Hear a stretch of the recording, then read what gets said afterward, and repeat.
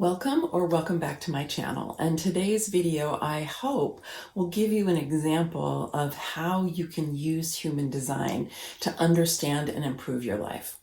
So I have a question for you. Are you part of the mass resignation, or is someone in your family or someone close to you part of it? This is the phenomenon that's happening right now with so many people actually quitting their jobs. Now that we are starting to open up again after being locked down for COVID, many people are choosing not to go back to the office anymore. They're choosing not to go back to their jobs.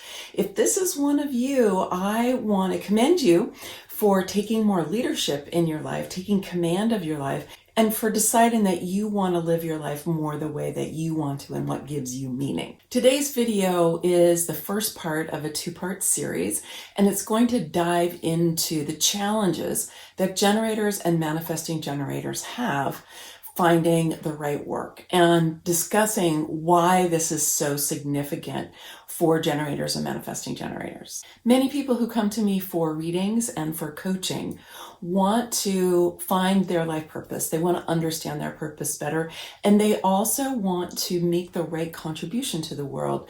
Generally, the people who resonate with me are people who really care, and they know that they came here to make a contribution, a positive contribution to our world, but they're not always sure what that is.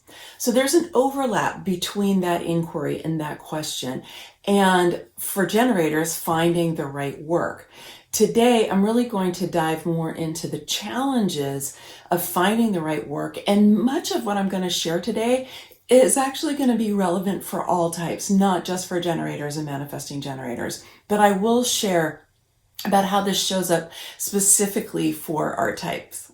Part 2 of this series will share with you about what you can do once you understand the things that are in the way, the things that have conditioned you away from what's actually your heart's desire, and you've begun to take steps to unravel that conditioning. Then I'll share with you how you can look at your human design chart for clues and keys and codes for what might be the right work for you. But you have to actually begin to change yourself. You have to change your thinking, your assumptions, your expectations, your behavior in order to be able to open up fields of possibility and to become aware of new potentials. Because you can't really create a new reality for yourself and a new future for yourself if you are just staying the same. So today's video is going to be revealing to you some of the things that you're going to want to look at to see if they are actually creating the obstacles that you have for creating the right work. So why is finding the right work so important for, but also so challenging for generators and manifesting generators?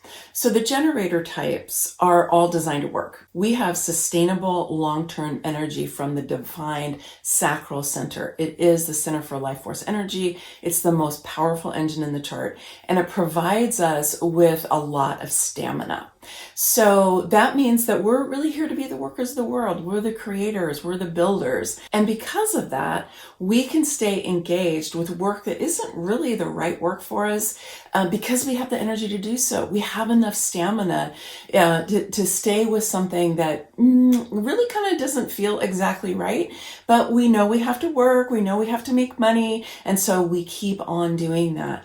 Whereas for some of the other types, it's not as easy for them to do that. They don't have the same level of stamina. And if they're not in the right work, they're more likely to burn out faster than generators are. Generators can go years, even decades, doing the work that is not the right work for them because we have this long-term sustainable energy. If we don't know our human design type, if we don't know our strategy or authority, or we're not using those aspects of our human design, even generators and manifesting generators can burn out. I know because I'm a generator and I've done this multiple times.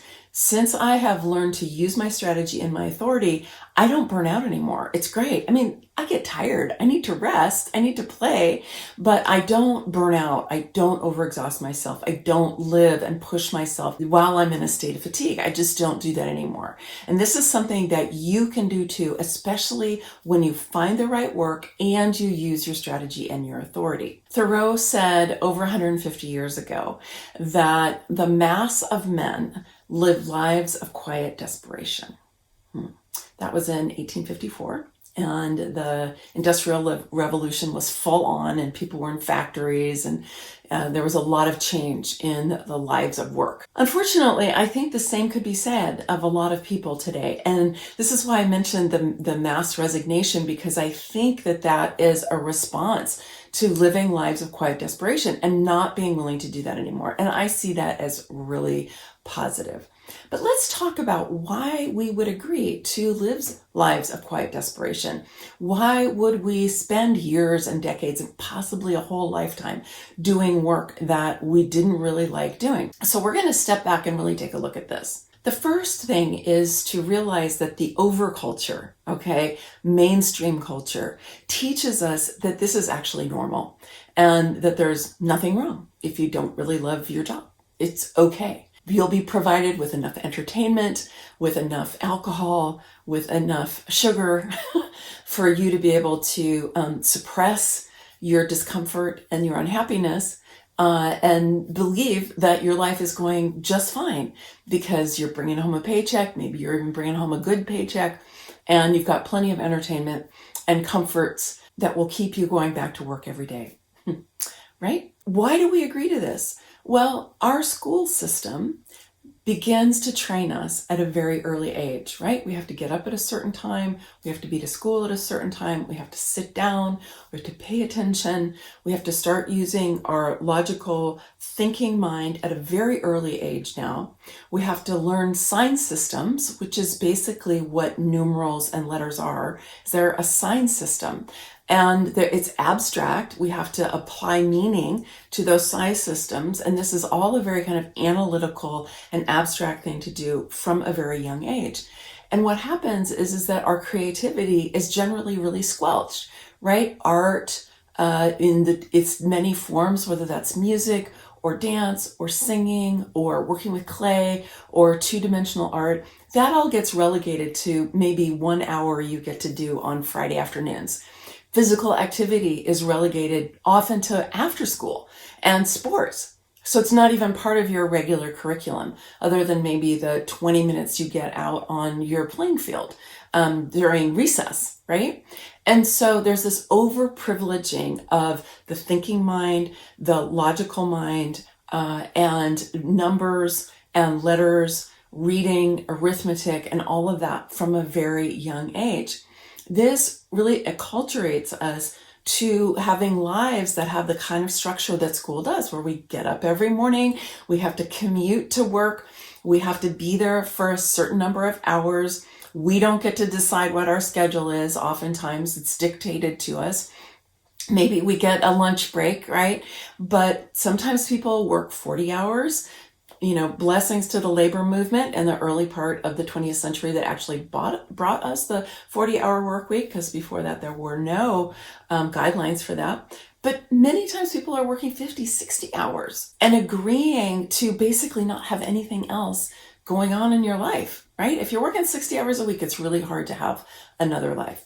So we get trained very early on to do this, and then we train ourselves because we believe that this is normal, that this is the way that we can become successful. If you think about it, school is how we learn to know what's valuable, what's important.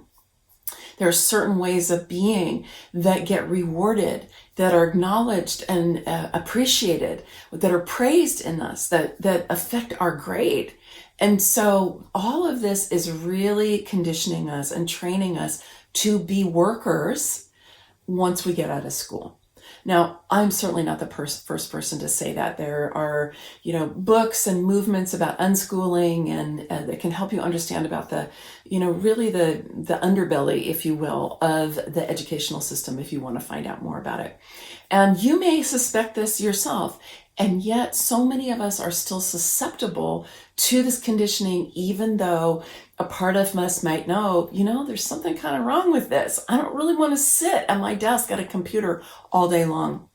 I don't really want to sit in meetings that are boring. I don't really want to be inside under electrical lights all day long and not have access to the outside.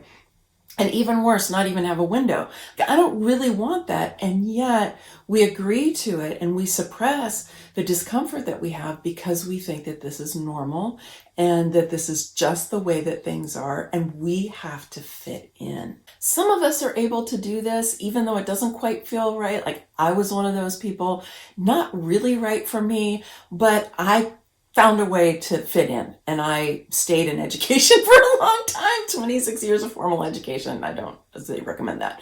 But I was one of those people who could do that. But for many people, it does not suit them, whether they're really a kinesthetic learner, so they learn through their bodies, or an experiential learner who learns through experience. Both of those are in the sensing circuit in the human design chart.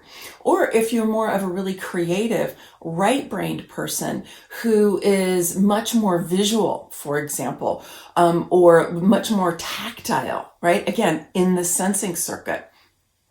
It can be hard for you to be figuring out these sign systems and the way that it's all supposed to add up. You get all these letters and then they make words and then they make sentences, right? Or you get these numbers and then you can do formulas with them. That can be really hard for some people. And if you have something like dyslexia, which is way more common than I think a lot of people do, the sign systems a lot of times don't actually make that much sense. And then you get labeled as somebody who isn't that intelligent, who doesn't really know what's going on. You can become a problem kid because you're not fitting in and you don't really know why. I think there has been a lot of improvement about being able to identify kids who have dyslexia or what we call, learning disabilities. They're not disabilities. It means that the way that the school system is set up is not designed to meet you where you're at with the way that you learn. You might be resonating with this. If you do, I encourage you to put a comment in there. Just go, yes, resonate. My way of learning did not really exist inside of most of the education that I had. And when this happens, if you get labeled as being troublesome or having a learning disability or something like that, that can lead to a lot of self-judgment, self-criticism, a sense of not being valuable, not being worthy, and all of that. And none of that is actually the case.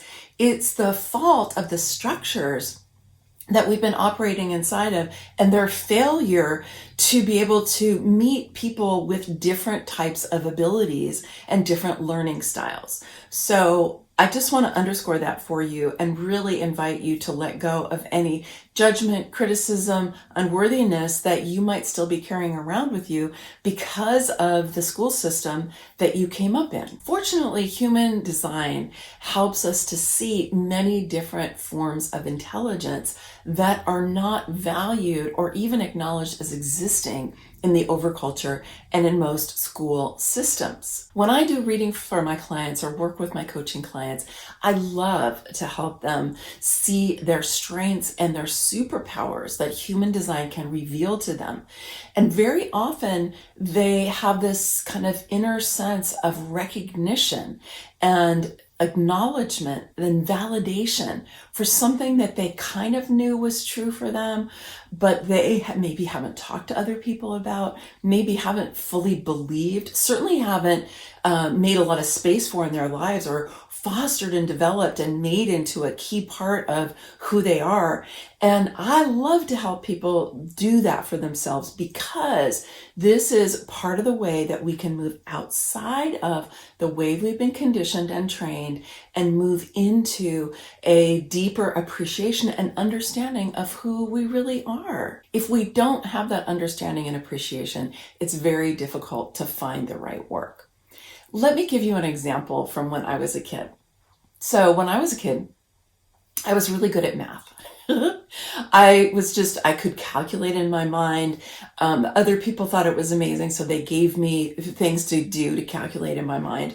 When I was 10 years old, we went to London for 3 months because my dad was a professor and he was teaching in London for that time. So I went to, and we had an exchange rate between the dollar and the pound at that time.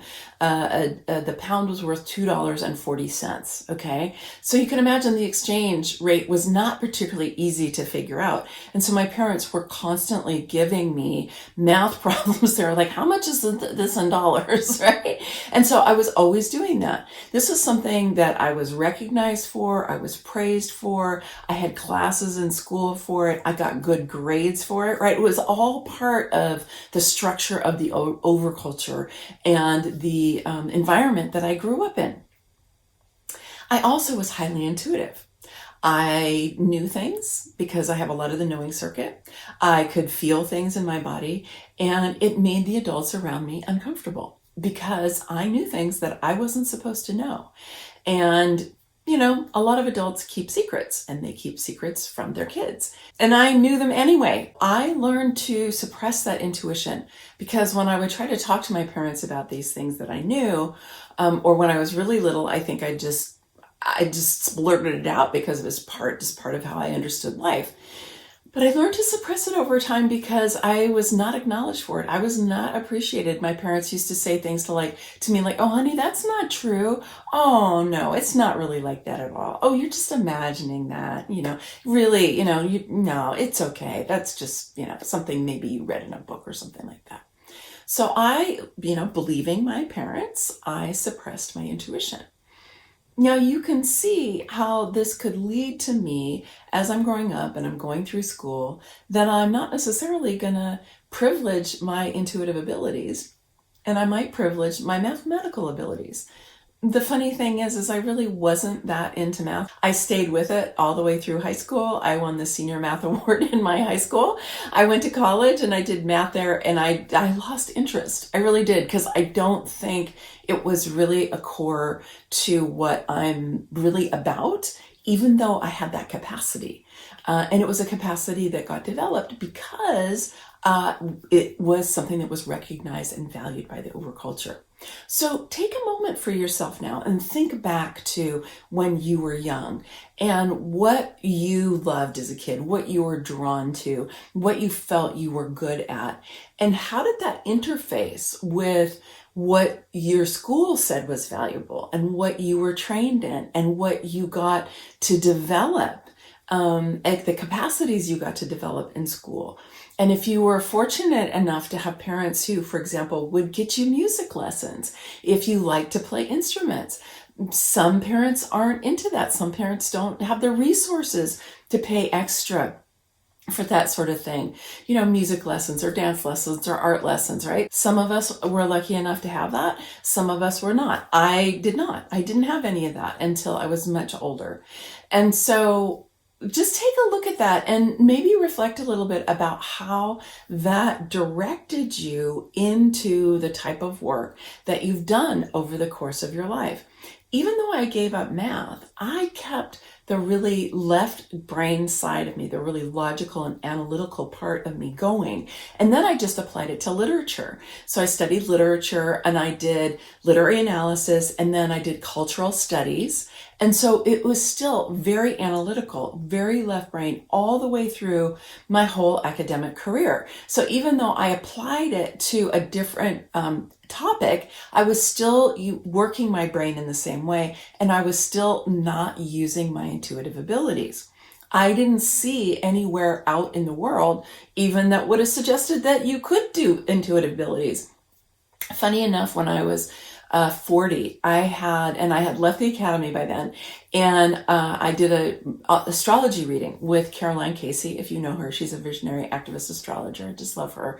And she said something to me that I always have kind of valued and have continued to unpack ever since, where she said, oh, you have Uranus on your midheaven. You're a professional intuitive. There's no job description for that. So you're just going to have to make one up. This might be true for you. And And while I'm not so good at showing it to you in your astrology chart, I can totally show it to you in your human design chart. And so this is where generators and manifesting generators get into trouble, because we can get appreciated, praised, acknowledged, and rewarded for types of work that we can actually do and we can actually get really good at, but then we get trapped in it because it's not what floats our boat. It's not what our hearts desire, but we've got all this stamina, so we can just keep on doing it. I can't tell you the number of people that I've talked to who have said, yeah, I really got trapped in doing something I was good at, but that I didn't love. That was certainly true for me. I eventually discovered being in the academy.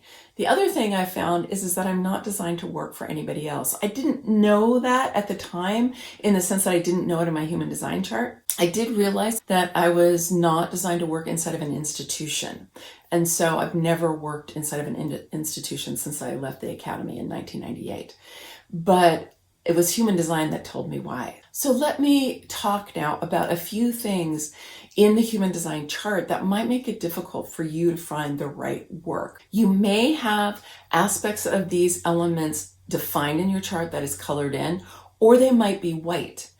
Really, either one can be influencing you. When I look at my own life, I can see both places that are colored in and places that are white in my chart that are very influential on my life experience. I always like to say that because a lot of times people think it's just the colored in part, the definition, that matters. And actually that's not the case.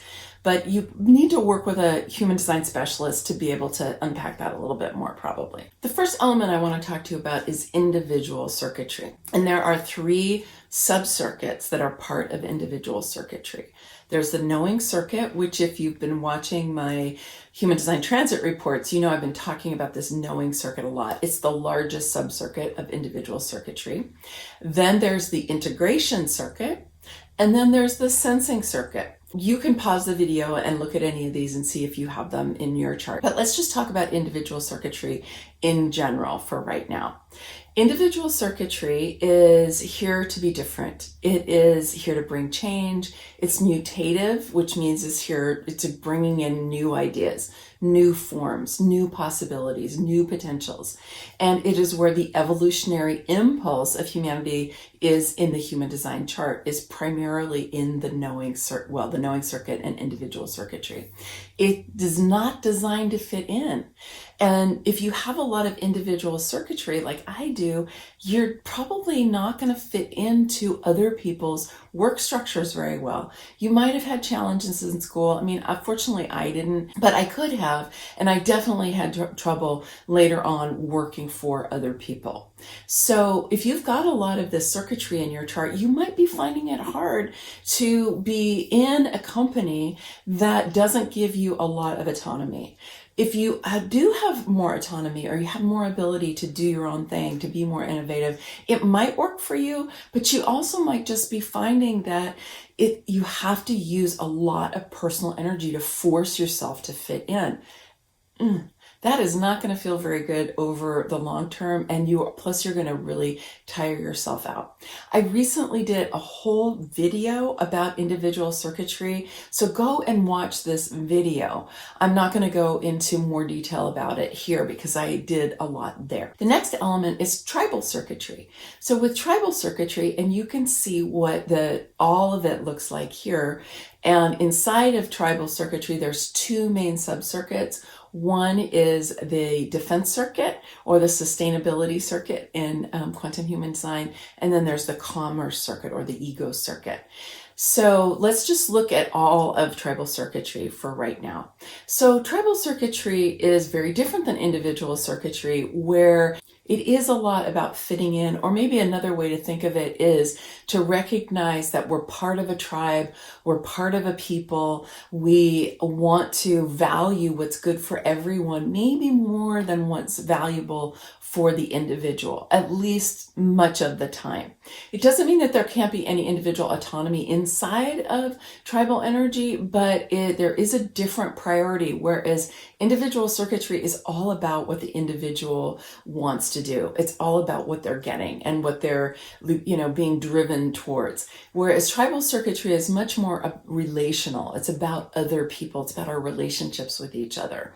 And so if you have a lot of tribal circuitry, you might feel the impulse to want to fit in. Tribal circuitry can be really beautiful because it is relational, and it's about our families and about how we care for each other and how we bring up the next generation and how we educate them and provide for them, and we provide for our elders. So there's a lot of beauty in tribal circuitry.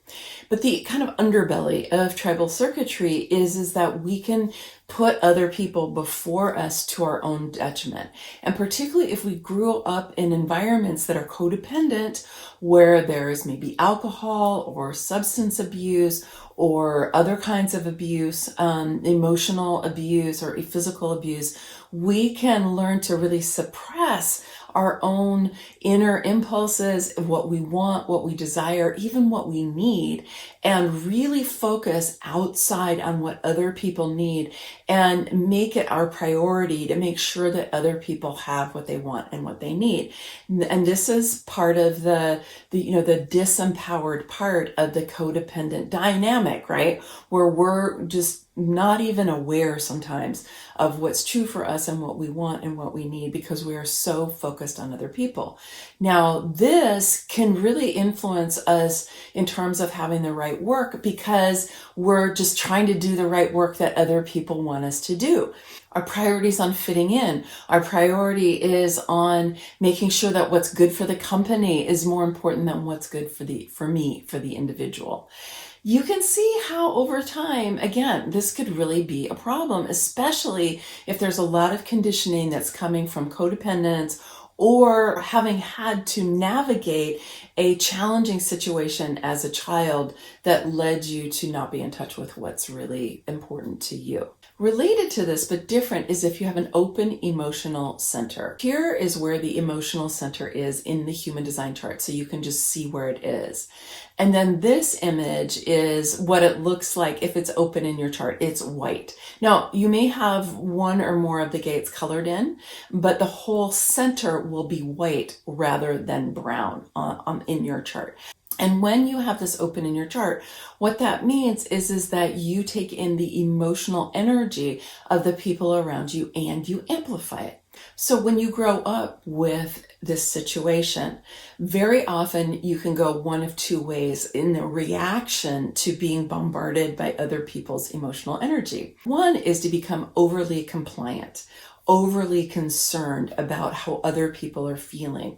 You become the peacemaker in the family. You become the one who wants to make sure that everybody's getting what they need so that there isn't anger, there isn't a lot of sadness, there isn't a lot of discomfort, there isn't even shame or unhappiness. You want to make sure that everybody's feeling kind of good because that'll help you to feel better.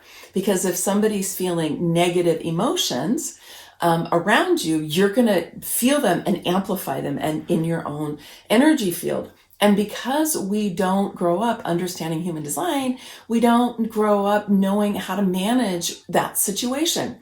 On top of that, most of us didn't have a lot of emotional education even when we were kids. We didn't learn how to manage anger or grief or sadness or shame, right? We learned to suppress those things by and large, right? Get through them as fast as you can. Certainly don't show them to other people if you can't get rid of them. But the problem is that the people around you who have an open emotional center, they're still going to feel them. Like I know when I was a kid, I was angry a lot and I got made wrong for being angry a lot.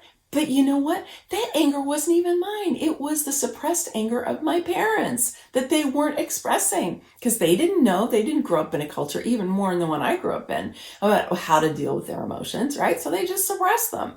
They call it managing your emotions. It's not managing, that's suppressing. Well, guess what? The people who are sensitive around you are going to pick it up and amplify it. Okay, so that can make you overly compliant, trying to make sure everybody, feels okay so that you can feel okay.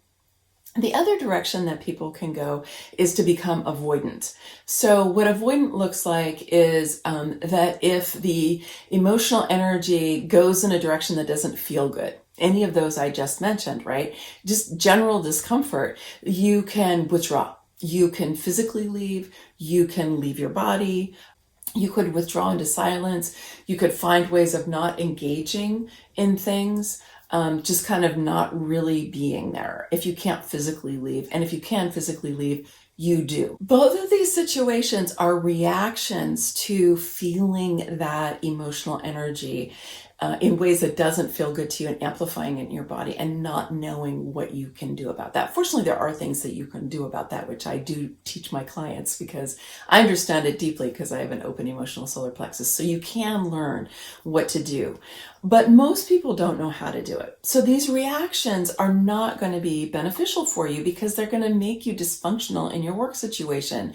Either you're going to be overly compliant, which could make you anything from an administrative assistant to a chief of staff who is basically trying to make sure that the higher up, whoever your manager is or your director is or whatever, the C-suite people of your company are protected, they're provided for, they're never unhappy, right? And you're not even knowing what is going on inside of you.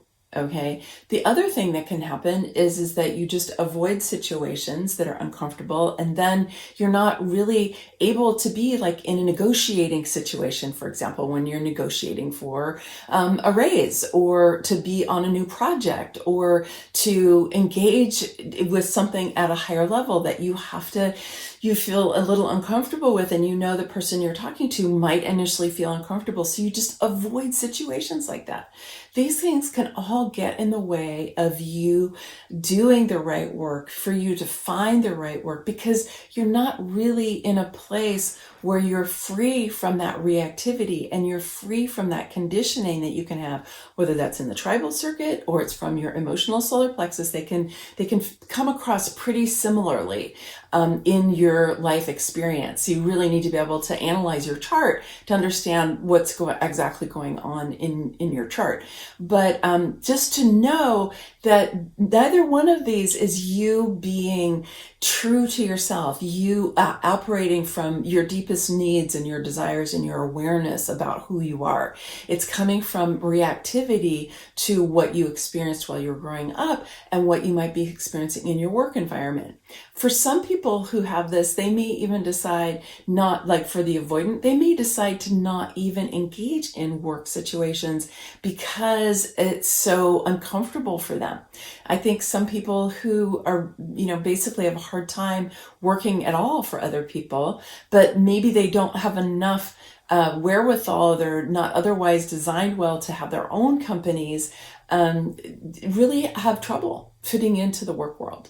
The last element that I want to share with you here, and this is certainly not all of them, okay, but these are some of the big ones, are the fear gates of the spleen. So this is an image of the spleen center, so where it is on your chart.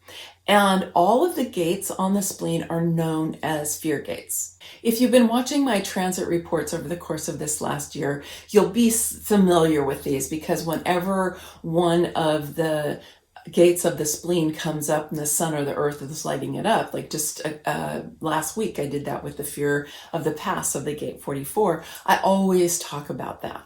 And so I'm not going to go into depth about all of them today, but this image here shows you what the gates are of the spleen and the fears that are associated with them. So if you want to, you could stop the video and take a screenshot of this. I'm fine with that. I don't care. And then go and look and see which of these gates you have in your chart. And then ask yourself, do I have these different fears? Like, do I have the fear of the future? Do I have the fear of the past? Do I have the fear of not knowing enough, or of doing it wrong, or that life is meaningless, or that, I'm going to be a failure, whatever it is. Some people have multiple of these. I have 2 of them, I think, right? No, 3. I have 3 of these spleen gates. And what I want to just emphasize here is that these fears can really, really get in your way, right? If you're living in the fear of the past and the fear of the future and the fear of getting it wrong, right? Of being incorrect, right? The gate of correction doesn't want to be incorrect, or not knowing enough. All of these things can really undermine your ability to find your right work because you're so busy trying to manage this fear that you have. Like if like I have the gate 48 defined in my chart, and the fear, it's known as wisdom, right? And it's about knowledge. It's about loving to learn. But the negative aspect of it is never knowing enough. I never know enough. If you feel that way, you might just always feel like you're at a deficit and you're always like, I need to know more. I need to know more. I need to know more. And that can keep you trapped in a job that you don't really like because you think you don't know enough to actually move into a different line of work, whether that's a higher level of what you're already doing or a completely different field, or whether that's starting your own practice or your own business. I've seen this on every level for people when they have got that thing going on. And I'll just say, if you're first line, you're more likely to have that all happening also. Okay, so just looking at these fears for yourself and determining what might be active for you. But understand these are instinctual fears because the spleen center is the center for instinct and intuition and timing, right timing, not right timing in the immune system. But the instinctual part of it can really undermine you because it can activate these kind of fears, but they're not real. If you are able to step back and really take a look at your life, you go, is there really any reason I should fear that I don't know enough? I recently did a reading for a woman who had a number of these fears. And one of the things I suggested that she do was to go and get the testimonials from her clients and to write them down and then to read them. Because as she reads them, she's going to know, oh, actually, I do know a lot. I do know what I'm doing. I'm not a failure. Okay. I'm actually valuable. So sometimes you need an external validation. You can ask people that you love in your life to give you a reality check. Many times people will be like, I don't know why you're afraid of failing. Look at all these things that you have been successful at in your life. Right? So you can go to some good friends who can give you a reality check or reflect things back to you. If you actually do have a hospitable, supportive work environment, you could go to a manager or a coworker or somebody who led a project that you were on and ask them to share with you, what do you see to be some of my main attributes and things that are maybe a little out of the norm? Or help you alleviate like the fear of getting it wrong, right? Like maybe you made a mistake, okay? Or you did something differently than the way that you later on did it, and then it worked better later on. And you put a lot of judgment on that and we're like, see, I got it wrong. I was incorrect. Whereas this person that you've been working with might be like, no, it was totally fine. It was all part of the learning process. We had to go through that step in order to get to the next step. You want to be able to have some reality check for yourself. You can do this for yourself, but sometimes other people can really help you in doing it as well. These are places you can look into the human design chart, whether it's colored in or white in your chart, and you can look for your conditioning and also for the struggles that you might have, the things that kind of rub you the wrong way. They're like, oh, that doesn't feel good to me, but you make yourself do it anyway because it's your job and you need to do it. Take a few minutes to really check that out for yourself. My experience is that you might get there faster if you have the support of somebody, like myself, who can help you really get into your chart a little bit more, but you certainly can take the first steps yourself. Let's circle back to generators and manifesting generators. Really everything that I just shared about these pieces of the human design chart with the circuitry and the open emotional solar plexus and the fear gates of the spleen, all of that can apply to any type.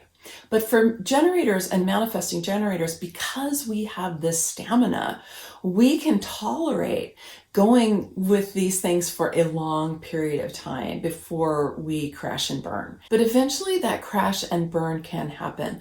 The frustration can become so extreme, and even the fatigue, and you can burn yourself out. So the reason that generators and manifesting generators can burn out, even though they have this sacral, and I really discovered this just looking at my own experience, is that when we're living not in alignment with our design, not according to our strategy, not according to our type, not according to our authority, which, anybody who doesn't know human design, which was me until, a few years ago, doesn't know, then you can be doing things that will exhaust you. So let me unpack this for you a little bit. All generators, manifesting generators, and pure generators, whether you're emotionally defined or not, all have sacral authority.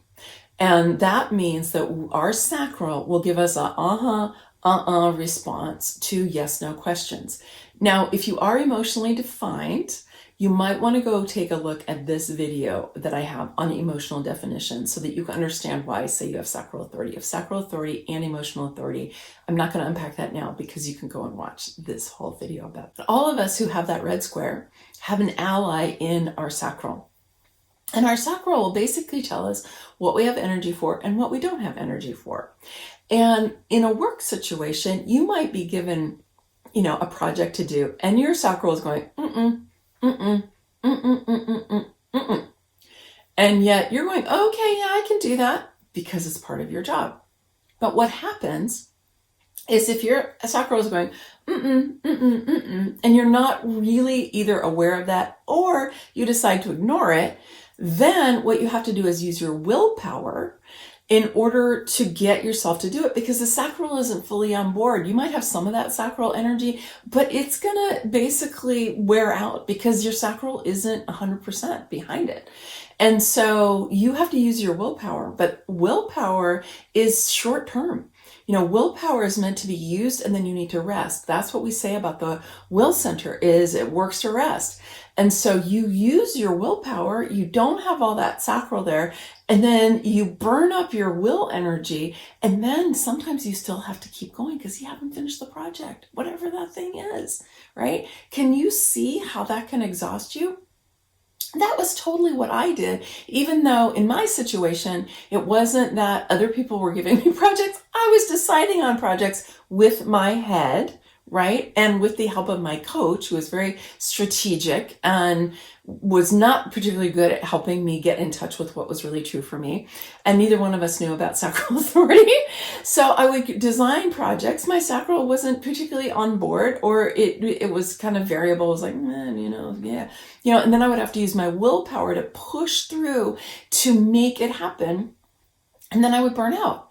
So whether you're doing this to yourself, which is what I was doing, or if you're working in a company, work for other people, where you have to make yourself do things that you don't really want to do, and you've actually convinced yourself that you do want to do it, or it's really okay because it's your job and you get a good paycheck. So yeah, of course I'm going to do it.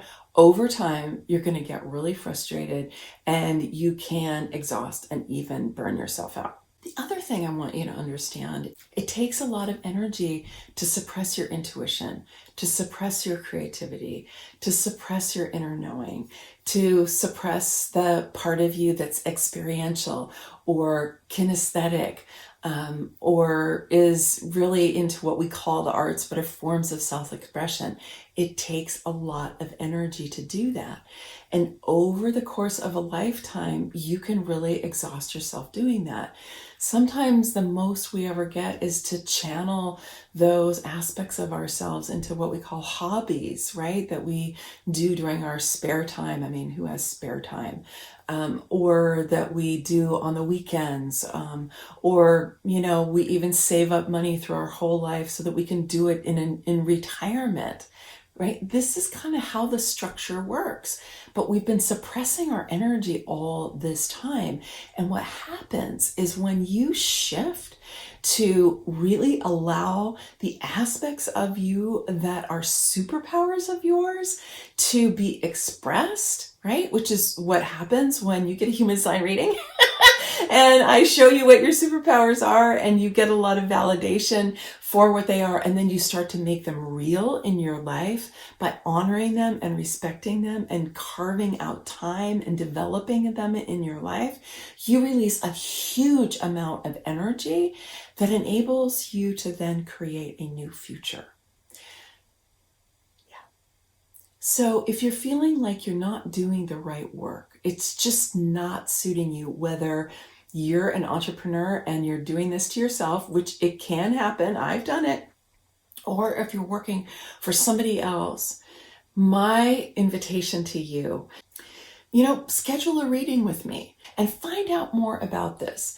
Because here's the thing, you're going to have a really hard time finding or creating your right work until you get a handle on these obstacles that are in your way, this conditioning that is directing you to do things that are really not in alignment with what you care about, with who you are, with what your values or your priorities are, because you think that's just the way it is, because you haven't been able to see the other potentials yet. So you need to really kind of, get yourself out of that box and do that first. And then you can start to investigate more about what's the right work for you. This is definitely what I focus on when I do readings for people, is I focus on the superpowers, the strengths that they may not know about, and then the conditioning and where that is most in the way. These exist together in a dynamic relationship, and you need to look at both. One or the other on their own is not sufficient to really unleashing your potential and helping you to make that real and manifesting it in your life. All right, that's our video for today. Many blessings, much love. Bye for now.